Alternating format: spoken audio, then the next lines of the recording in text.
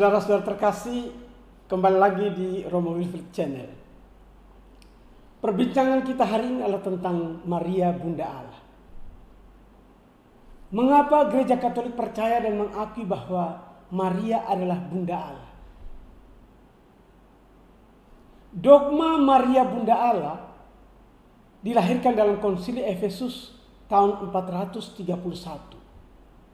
pada masa pontifikal Paus Celestinus pertama yang memimpin Gereja Universal tahun 422 sampai 432. Dogma ini kemudian dipertegas dalam Konsili Chalcedon tahun 451 pada masa Paus Leo Agung.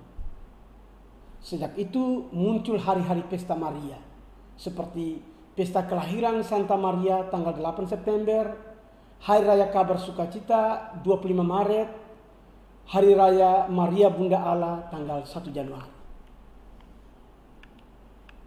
Kita lihat lahirnya dogma ini. Ada kisah menarik di balik lahirnya dogma Maria Bunda Allah. Pada abad ketiga, persisnya tahun 431, diselenggarakan sebuah konsili atau pertemuan para uskup di Efesus. Efesus adalah tempat tinggal Maria sesudah Yesus wafat. Kita tahu ketika dari atas salib, Yesus menyerahkan Maria kepada Yohanes. Yohanes lalu membawa Maria tinggal di rumahnya di Efesus. Nah, ketika konsili berlangsung, ada perdebatan sangat serius seputar gagasan Maria sebagai Bunda Allah. Ada seorang uskup bernama Nestorius. Dia menolak keras ide ini. Menurut Nestorius, Maria hanya wadah jasmani, sarana manusiawi yang melahirkan Yesus. Kalau Kristus hanya jelmaan kecil dari hakikat Allah yang maha besar, dan Maria melahirkan yang kecil itu, maka menurut Nestorius, Maria sesungguhnya hanya boleh disebut sebagai Christotokos, Bunda Kristus, atau Anthropotokos, Bunda manusia. Dia bukan Theotokos, Bunda Allah. Nestorius dikecam oleh seorang teolog bernama Cyrillus yang berasal dari Alexandria. Menurut Cyrillus, kalau Maria dipilih Allah untuk melahirkan Yesus Kristus, dan kita percaya bahwa dalam diri Yesus bersatu dua kodrat yang tidak terpisahkan, yaitu kodrat kealahan dan kodrat kemanusiaan, mengapa ragu untuk mengakui bahwa Maria adalah Theotokos, Maria adalah Bunda Allah? Aula Efesus bergemuruh luar biasa. Konsili yang dihadiri oleh 200 uskup itu seakan-akan menjadi tempat di mana iman Katolik dipertaruhkan. Mayoritas peserta percaya bahwa kealahan dan kemanusiaan Yesus tidak dapat dipisahkan, dan bahwa seluruh pribadi itu dilahirkan oleh Maria. Peserta konsili menolak pandangan Nestorius dan menyetujui klaim Cyrillus. Mereka berteriak, Theotokos, Theotokos. Konsili akhirnya mengesahkan pandangan mayoritas bahwa Maria adalah Bunda Allah. Dogma ini menjadi yang pertama sekaligus dasar dari ketiga dogma yang lain. Dogma tentang Maria dikanun tanpa noda, Maria tetap perawan, dan Maria diangkat ke surga dengan jiwa dan badan. Mari kita simak bunyi dogma. Maria, oleh karena mengandung putra Allah dalam rahimnya, benar-benar menjadi yang melahirkan Yesus.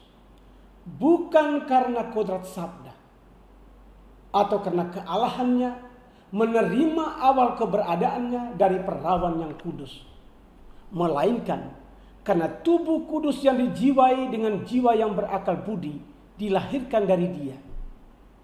Dengan tubuh itu, sabda mempersatukan diri menurut hipostasis, dan karena itu dikatakan tentang dia bahwa ia dilahirkan menurut daging. Kita simak sekali lagi. Maria, oleh karena mengandung putra Allah dalam rahimnya, benar-benar menjadi yang melahirkan Allah. Bukan karena kodrat sabda atau karena kealahannya, menerima awal keberadaannya dari perawan yang kudus, melainkan karena tubuh kudus yang dijiwai dengan jiwa yang berakal budi dilahirkan dari dia. Dengan tubuh itu, Sabda mempersatukan diri menurut hipostasis, dan karena itu dikatakan tentang dia bahwa ia dilahirkan menurut daging. Pandangan ini kemudian diperjelas dalam beberapa penjelasan konstitusi Gereja Katolik. Dalam konstitusi Gereja Katolik 471, gereja mengakui bahwa putra abadi juga menerima jiwa manusiawi yang berakal budi. Dalam konstitusi Gereja Katolik 481 dikatakan, Yesus Kristus memiliki dua kodrat, yang ilahi dan yang manusiawi. Keduanya tidak dicampur adukan, tetapi disatukan dalam pribadi Putra Allah yang satu. Dalam konstitusi Gereja Katolik 509 dikatakan, Maria sungguh bunda Allah, karena ia adalah bunda Putra Allah abadi yang menjadi manusia, yang sendiri adalah Allah. Saudara-saudari, dogma Maria bunda Allah sesungguhnya merupakan satu pernyataan untuk membela kealahan Yesus. Karena dalam konsili Efesus, Nestorius mewakili kelompok bid'ah gnosis yang tidak mengakui Yesus sebagai Allah. Kelompok ini menolak kodrat ilahi dan manusiawi yang menyatu dalam diri Yesus atau unio hipostasis. Nah, jika Nestorianisme berhasil menolak dogma Maria bunda Allah, maka klaim bahwa Yesus adalah Allah runtuh secara otomatis. Dogma ini secara jelas dan terang merupakan upaya pembelaan gereja atas dua kodrat Yesus sebagai Allah dan sebagai manusia. Karena gereja mengakui bahwa Yesus adalah Allah, maka gereja juga mengakui ibu yang melahirkannya sebagai Theotokos, sebagai bunda Allah. Sebaliknya juga benar. Kalau kita menyangkal bahwa Maria adalah bunda Allah, kita juga menyangkal bahwa Yesus adalah Allah. Nah, bagaimana kita memahami konsep unio hipostasis bekerja dalam diri Yesus dan Maria? Proses ini sesungguhnya terjadi melalui peristiwa perkandungan Yesus dalam rahim Maria. Kita tahu bahwa secara biologis, pada setiap peristiwa perkandungan, ibu berbagi kodrat kemanusiaannya dengan anak yang dikandungnya sejak saat pembuahan. Kodrat yang dibagi itu tidak saja fisik, tetapi juga psikologis dan spiritual. Meski mengagumkan relasi ini, ibu tetap bukan pencipta jiwa anak.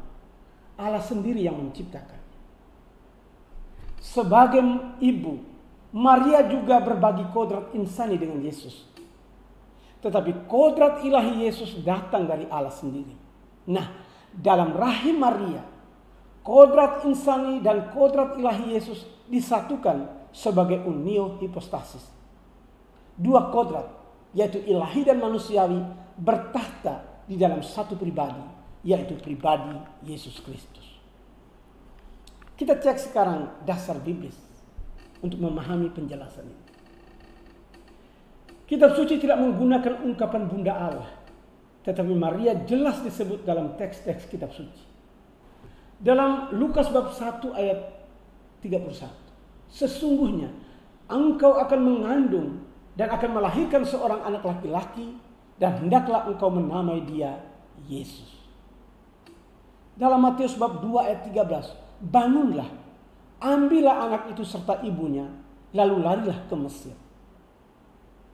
Dan dalam Kisah bab 1 ayat 14. Mereka semua bertekun dengan sehati dalam iman, dalam doa bersama-sama dengan beberapa perempuan serta Maria ibu Yesus.